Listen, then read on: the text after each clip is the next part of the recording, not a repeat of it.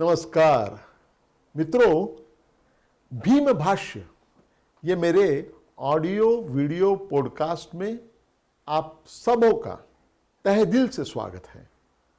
भीम भाष्य इस दृक श्राव्य श्रृंखला में महामानव डॉक्टर बाबा साहेब अंबेडकर जी की जो बहुआयामी प्रतिभा थी, उसके 25 पहलू, उसके 25 आविष्कार मैं आपके सामने सादर करने वाला हूं।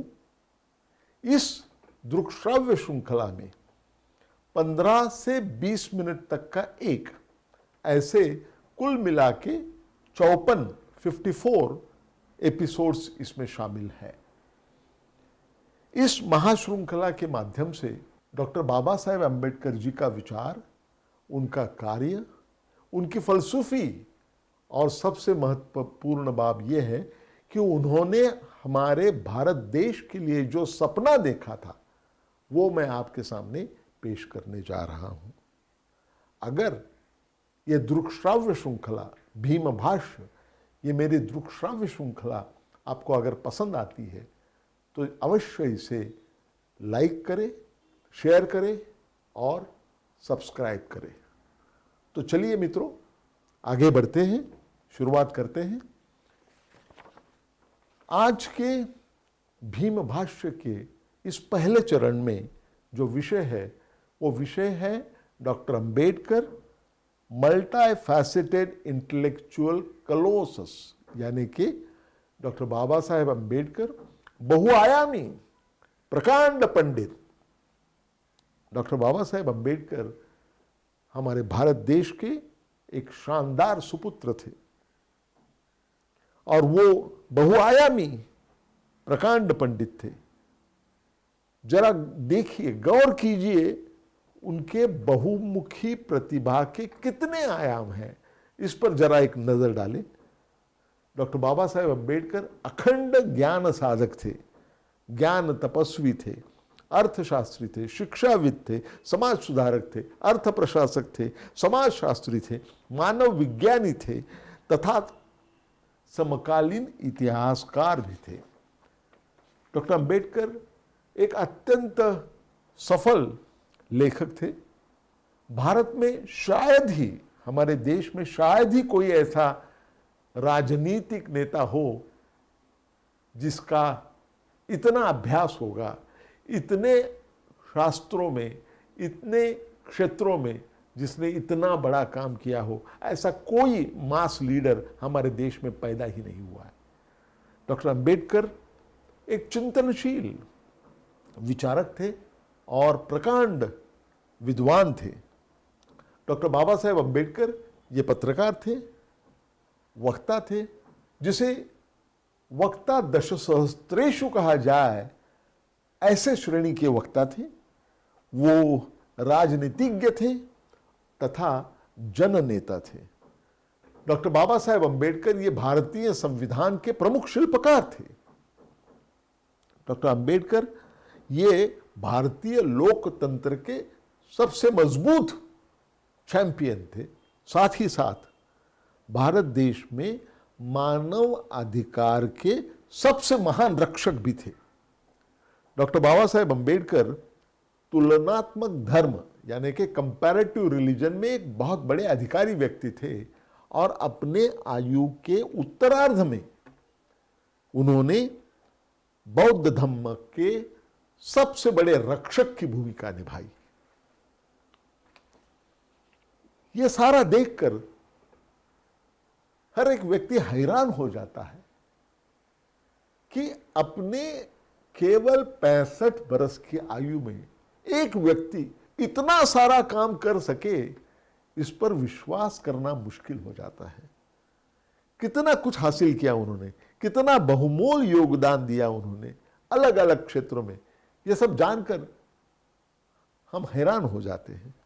हर शास्त्र में, हर क्षेत्र में जहां जहां डॉक्टर बाबा साहेब अंबेडकर ने प्रवेश किया, वो सारे क्षेत्रों में, सारे विषय में डॉक्टर बाबा साहेब अंबेडकर जी ने उत्कृष्टता के मानक प्रस्थापित किए।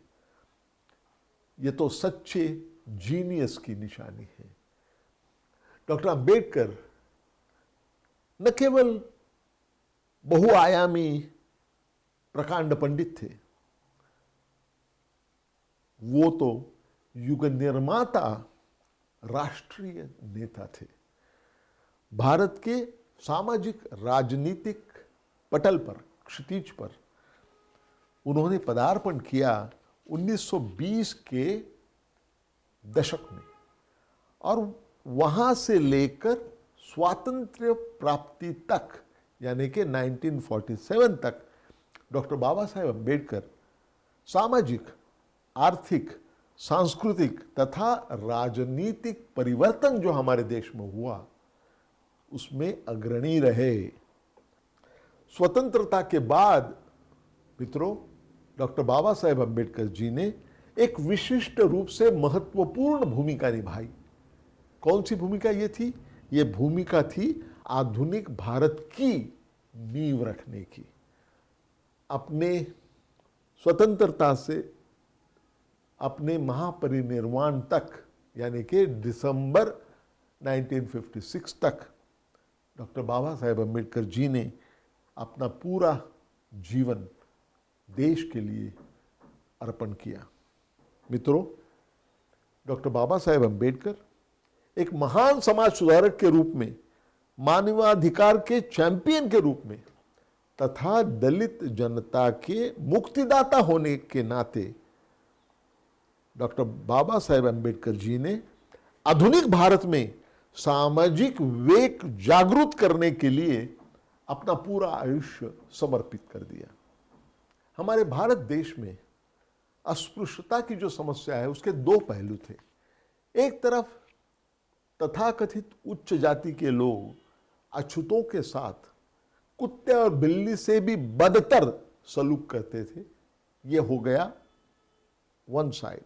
और दूसरी तरफ शतकों से चले आए दमन और उत्पीड़न के वजह से सारे अछूत समाज में एक सामुदायिक हीन भावना का निर्माण हो गया था। उन्हें यही बताया गया था कि ये तो उनकी तकदीर है, ये उनकी नियति है, और पिछले जन्म में उन्होंने जो कुकर्म किए होंगे उसकी ये फल निष्पत्ति है, ये उसका नतीजा है, ये उनको बताया गया था। डॉक्टर बाबा साहेब अम्बेडकर जी ने उनको हिला दिया और जागरूक किया। डॉक्टर बाबा साहेब अम्बेडकर ने उन्हें एक सवाल पूछने पर उद्युक्त किया। वो सवाल बहुत महत्वपूर्ण था। वो सवाल ये था, it may be in the interest of others to be your masters, but why should it be in your interest to be their slaves?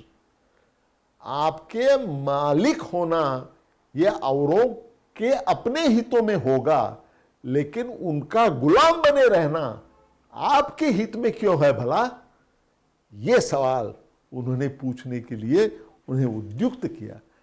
जब यह सवाल डॉक्टर अंबेडकर जी के पहले 2000 वर्षों में यह सवाल किया नहीं गया था।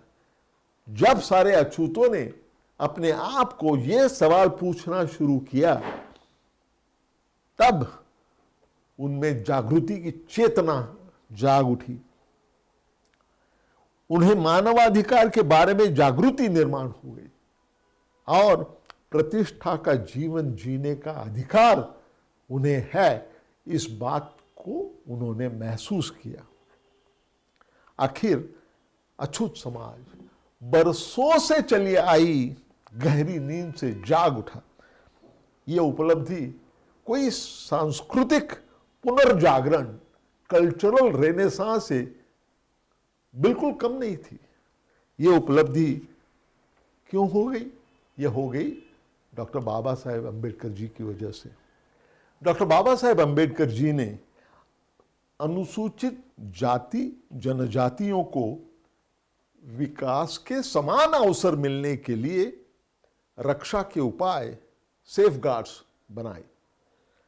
ये जो सेफगार्ड्स, रक्षा के उपाय डॉक्टर बाबा साहेब अम्बेडकर जी ने बनाए, उनका उद्देश्य था समतामूलक समाज का निर्माण, जिसके जरिए करोड़ों पद दलितों को सामाजिक न्याय मिल सके, ये उसका उद्देश्य था।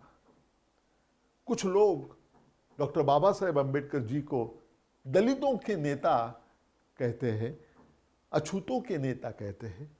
ये घोर अनुचित है, ये अन्यायकारक है, बहुत ही अन्यायकारक है। डॉक्टर बाबा साहेब अम्बेडकर ये केवल अछूतों के नेता नहीं थे।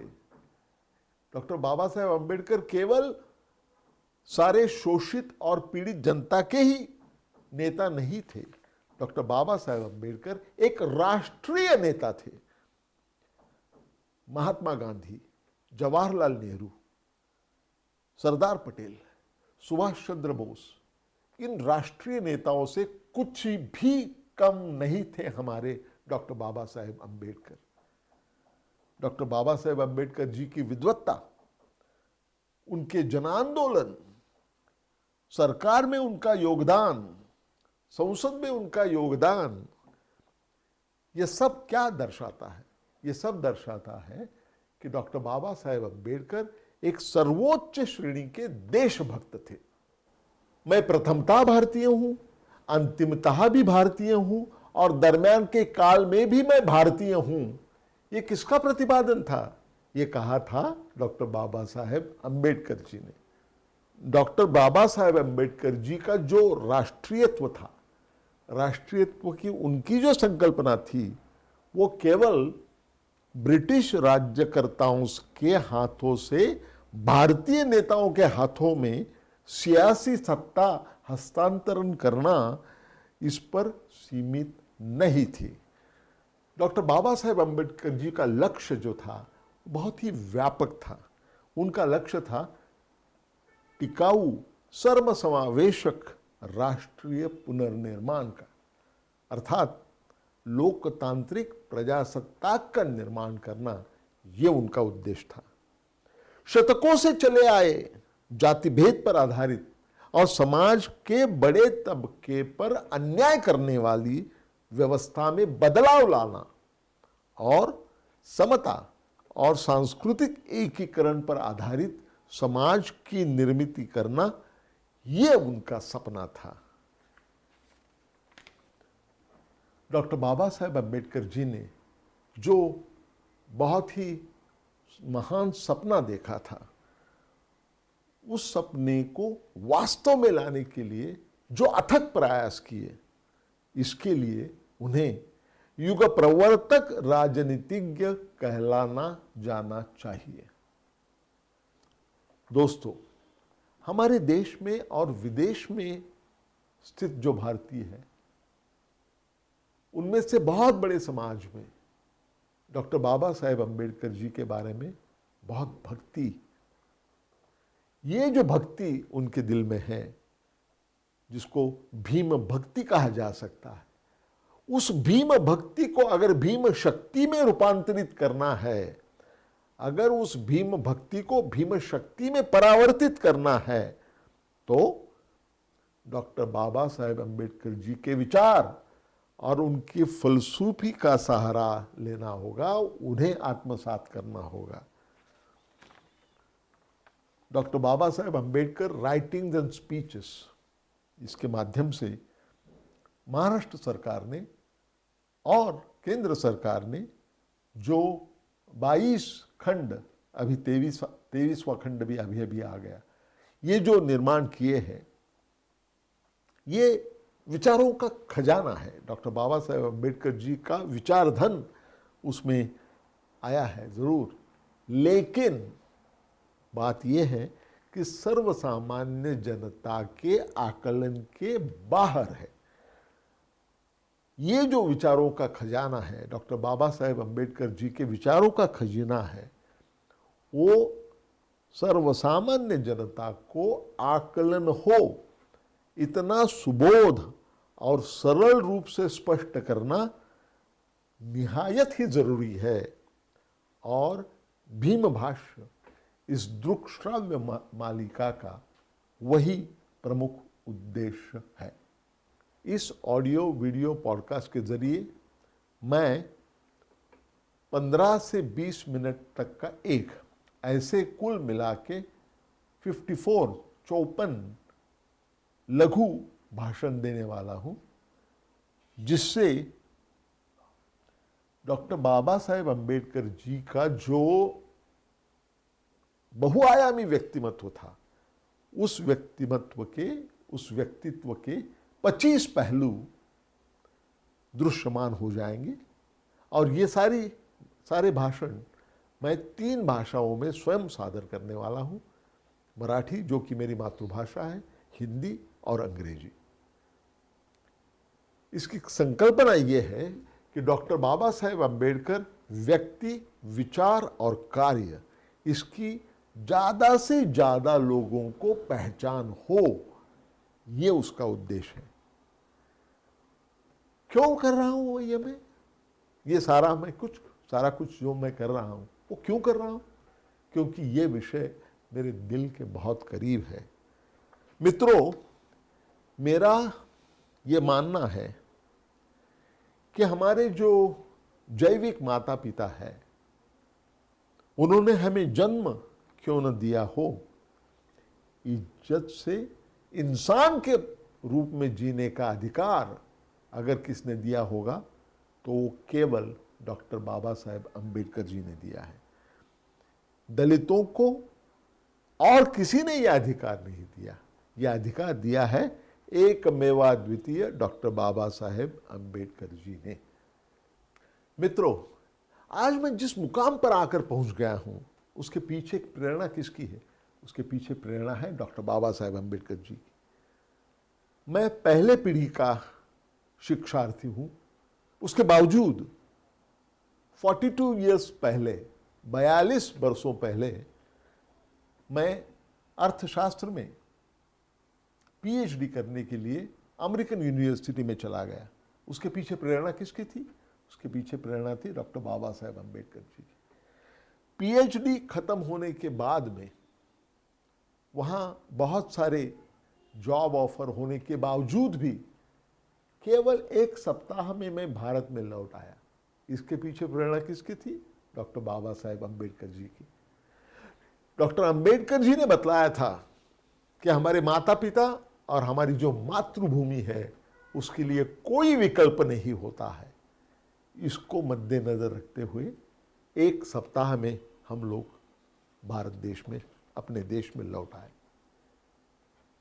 पिछले 50 वर्षों के मेरे प्रोफेशनल यानी कि पेशेवर करियर में मैंने कभी भी प्राइवेट सेक्टर में काम नहीं किया। मैंने सिर्फ पब्लिक सेक्टर में काम किया। इसके पीछे प्रेरणा किसकी थी? डॉक्टर अंबेडकर जी की प्रेरणा थी। और इस दरमियान मैंने, जैसे कि डॉक्टर अंबेडकर जी ने बताया था, बहुत सी अधिकार की जगह, अधिकार की पोजीशंस मैंने हासिल की। उदाहरणार्थ, रिजर्व बैंक में 31 वर्ष काम करके रिजर्व बैंक के प्रमुख अर्थशास्त्री के रूप में 2008 में मैंने स्वेच्छानिवृत्ति ली। इस दरमियान मैंने जो इंटरनेशनल मॉनेटरी फंड है उसके एडवाइजर का काम किया। इथियोपिया और अफगानिस्तान जैसे देशों के आर्थिक सलाहकार के रूप में काम किया। पुणे विश्वविद्यालय के वाइस चांसलर के रूप में मैंने काम किया 2006 से लेकर 2008 तक, 9 तक। उसके बाद में 2009 से लेकर 2014 तक भारतीय नियोजन आयोग के सदस्य के रूप में काम किया। भारतीय सलाहकार समिति जो थी, नेशनल एडवाइजरी काउंसिल, उसके सदस्य के रूप में भी मैंने काम किया।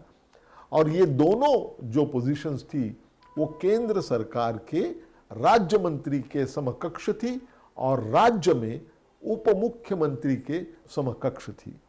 और अंतिमतः पिछले वर्ष तक 2016 से लेकर 2022 तक प्रेसिडेंट माननीय राष्ट्रपति जी ने नियुक्त किया हुआ सदस्य, मेंबर ऑफ पार्लियामेंट के रूप में राज्यसभा में मैंने काम किया।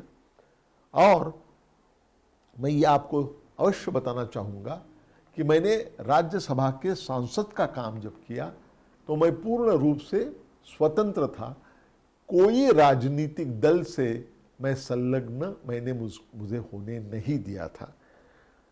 ये सारी पोजीशंस जो मैंने हासिल की, ये सारी जगहों पर मैंने व्यवस्था के अंदर रहकर रचनात्मक संघर्ष किया। किस लिए संघर्ष किया? वंचितों के सशक्तिकरण के लिए। और इसकी प्रेरणा क्या थी? इसकी प्रेरणा भी थी डॉक्टर बाबा साहेब अम्बेडकर। ये दृक्श्राव्य महामालिका करने में मेरी अपनी काबिलियत क्या है? क्या मैं कर सकता हूं? मैं अवश्य कर सकता हूं। क्यों? क्योंकि पिछले अनेक वर्षों में मैंने केवल डॉक्टर बाबा साहेब अम्बेडकर के विचार और कार्य को समझाने के लिए 21 ग्रंथों का निर्माण किया है। ये सारे ग्रंथ आप यहाँ देख रहे हैं, वो उसके सबूत है। 21 ग्रंथ मैंने डॉक्टर बाबा साहेब अम्बेडकर जी के ऊपर लिखे हैं।